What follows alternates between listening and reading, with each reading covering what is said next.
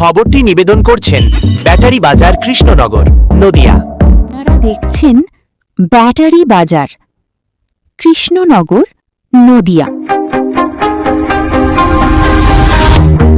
Welcome to Battery Bazaar.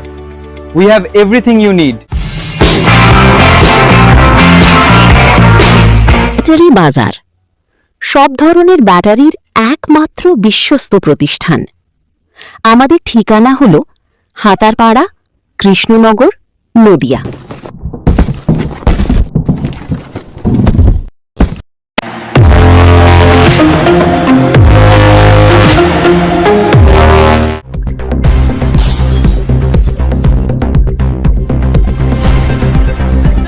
মানসিকতাটা বরাবরই খুবই, আমি কাউকে পার্সোনাল অ্যাটাক করতে চাই না, কিন্তু যেদিন একটি লাইভ টেলিভিশন প্রোগ্রামে উনি আমাকে বেহায়া নির্লজ্জ মহিলা বলেছিলেন, সেদিনকেই বুঝতে পেরেছিলাম যে এই লোকটার আর যা কিছু থাকুক, অন্তত মহিলাদের সম্মান বা মানুষকে সম্মান করার সেই ভদ্রতাটুকু নেই। আজকেও আপনাদের কাছে শুনলাম, আমি তো জানি না যে উনি চলে গেছেন, কাকে স্টেজে বসানো হয়েছে সেটা নিয়ে নাকি উনি আপত্তি করেছেন। এটা তো আমাদের বা আপনার মানে কুণাল বাবুর বিষয় নয়। আপনাদের দল এখন টুকরো টুকরো হয়ে গেছে। সেই টুকরো টুকরোর মধ্যে যার কাছে সব থেকে বেশি আছে সেটা স্পিকার সাহেব তার মতো ডিসিশন নিয়েছেন যে কে লিডার অফ অপোজিশন হবেন, এবং সেই লিডার অফ অপোজিশন আজকে স্টেজে বসেছে। আমাদের তো 15 বছর কোনোদিন কোনো সরকারি অনুষ্ঠান, প্রশাসনিক বৈঠক, উৎসব কোথাও ডাকেননি। লজ্জা করে না কুণাল বাবু আপনার এই ধরনের অ্যাটিটিউড করতে? আগামী প্রজন্মকে কি শেখাচ্ছেন এই নোংরা রাজনীতি করে?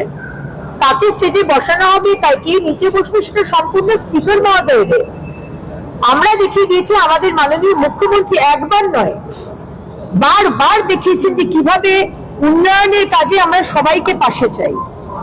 হ্যাঁ, রাজনীতি হবে, তখন আপনি আপনার আইডিওলজি নিয়ে কথা বলবেন, আমি আমার আইডিওলজি নিয়ে, কিন্তু রাজ্যের উন্নয়নের কাজে আমরা যে সবাইকে নিতে চাই, এটা আমাদের মুখ্যমন্ত্রী বারবার বলছেন। আর আপনারা এত নোংরামো করছেন।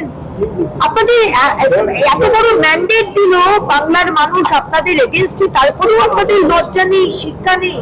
খুব দুর্ভাগ্যজনক। মহুয়া মৈত্রী থেকে কুণাল ঘোষ যে ধরনের ল্যাঙ্গুয়েজ এখনো বিজেপির প্রতি বা অন্য দল প্রতি শোনা যাচ্ছে, যে ধরনের টার্ম তারা ইউজ করছেন, এত সফিস্টিকেশনের কথা বলেন, মহুয়া মৈত্রী তো নিজেকে খুব স্নবি এবং এলিট হিসেবে দাবি করেন, তার মুখে যে ধরনের ভাষা শোনা যাচ্ছে এবং ওপেনলি তিনি বলছেন বিজেপিকে এবং বিজেপির লোকজনকে বাদর বা আরো বেশ কিছু অশ্লীল কথা, যেগুলো বলা সম্ভব নয়। তারপর কি মনে হয় ঔদ্ধত্যকে এতটুকু কম হচ্ছে না?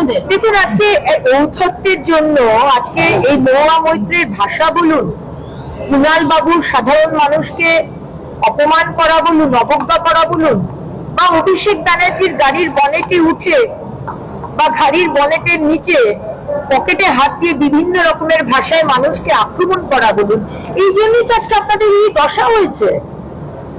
আজকে মহুয়া মৈত্র আপনাকে ডিম মারা হচ্ছে, আমরা পার্টি থেকে সেগুলোকে সম্মতি জানাইনি।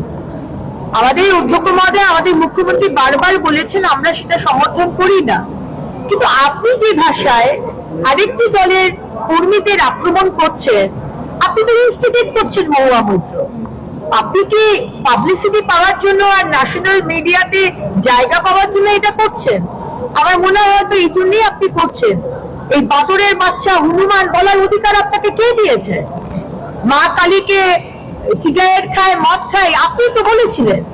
আপনি বারবার অপমান করেছেন। আবারও বলবো, আমরা ডিম ছোড়াকে সমর্থন করি না, কিন্তু আপনি যেভাবে করছেন অপমান, আপনি নীতি আদর্শের কথা বলেন, আপনি পাসওয়ার্ড বিক্রি করে দিয়েছেন। আপনি পাসওয়ার্ড কোনো কোম্পানিকে দিয়েছিলেন, যেটা একেবারে ভারতবর্ষের সিকিউরিটির জন্য অত্যন্ত গুরুত্বপূর্ণ।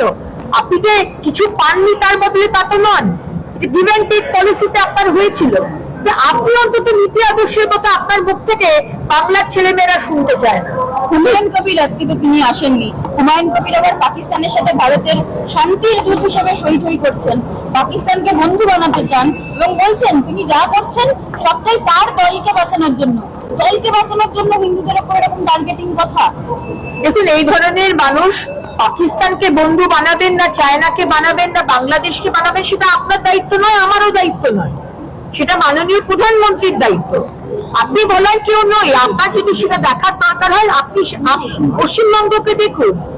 আপনি মুসলমান সম্প্রদায়কে ইনস্টিগেট করছেন, আপনি এমন এমন জনপ্রতিনিধি হয়ে কথা বলছেন যেটা আপনার একেবারে উচিত নয় এরকম কথা বলা। জনপ্রতিনিধি হয়ে কথা বলতে গেলে অনেক দায়িত্ব নিয়ে কথা বলতে হবে। আপনি শুধু মুসলমানের জনপ্রতিনিধি নয়, আপনি হিন্দুদেরও জনপ্রতিনিধি।